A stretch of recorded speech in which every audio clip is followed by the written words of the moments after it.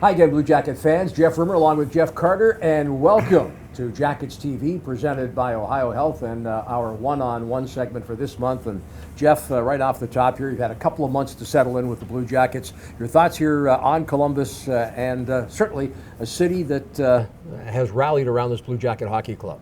Yeah, it's been nice. It was a big change coming from Philly. I think the cities are quite different, and in Columbus here, it's real quiet, real laid back, and you just kind of go about your business, and nobody bothers you. So it's been good. Do you kind of like the fact that you can get away from the rink and maybe not be hounded as one would be in Philadelphia? Yeah. It's like I said, it's been a big change. In Philly, pretty much everywhere we went, there was people on us and coming up to us. So that's always nice, but it is nice to kind of go out and have your freedom and do what you do. Let's talk a little bit about your background in hockey, and obviously a lot of people have influenced you through your career in junior and obviously in the National Hockey League. Who's had the biggest influence, or who might be the two or three people that have really influenced you in your hockey career? Yeah, I've had a lot of great people help me through my way up. When I started out, my dad was coaching me in junior hockey and minor hockey back in London, Ontario. Obviously I learned a lot from him and how to play the game the right way and whatnot.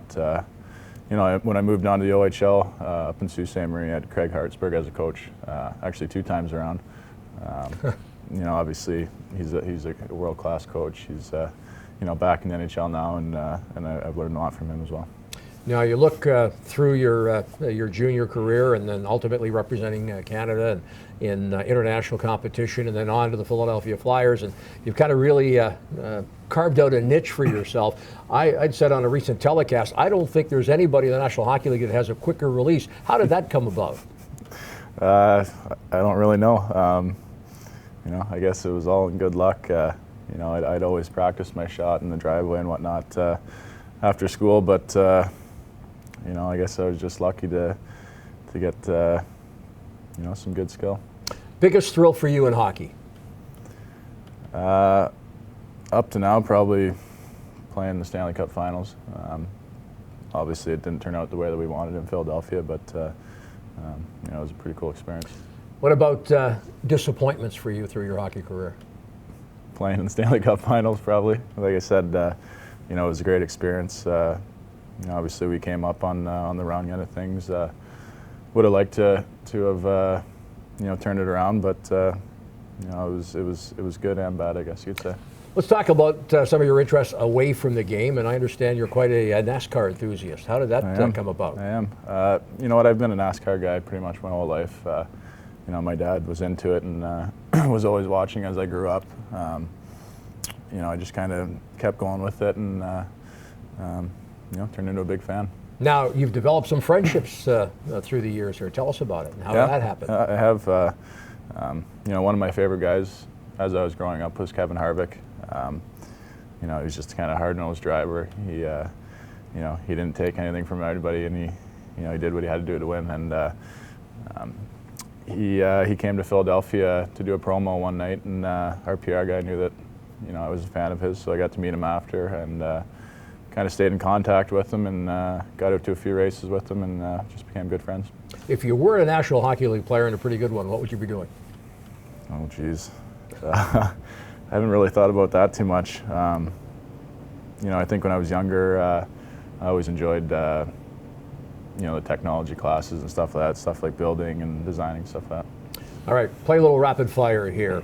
Most embarrassing moment in hockey? Jeez. I'll tell you, as you're thinking about it, Rick Nash said the time he was on the ice and his cup fell out, and the referee brought the cup over and said, "Whose is this?" I haven't had anything that embarrassing. I think I've been pretty lucky. I don't really know. Nothing really pops up into my head. Favorite rink to play in? Ooh, I like playing in Montreal. Just real passionate fans. Great rink to play in. A lot of atmosphere, and it's always exciting. Toughest player to play against in the National Hockey League, in your opinion? Datsuk, Detroit. He's obviously really gifted offensively, but defensively and taking pucks away from guys and whatnot, he's one of the best. Now, you're pretty strong on on board play and winning draws. Who do you like to match up against, and who can you take to lunch? Well, this year I like playing against the Predators. I had pretty good success against them, but you know, in previous years I always liked playing against the Islanders for some reason. You know, it seemed like every time we played against them, I had some pretty good success. So. Well, Jeff, I want to thank you for visiting with us. Continued success with the Blue Jackets, and let's see some more wins here down the road. For sure. Thank you. Jeff Carter of the Blue Jackets joining us for this week's One-on-One. Thanks for joining us on Jackets TV, presented by Ohio Health.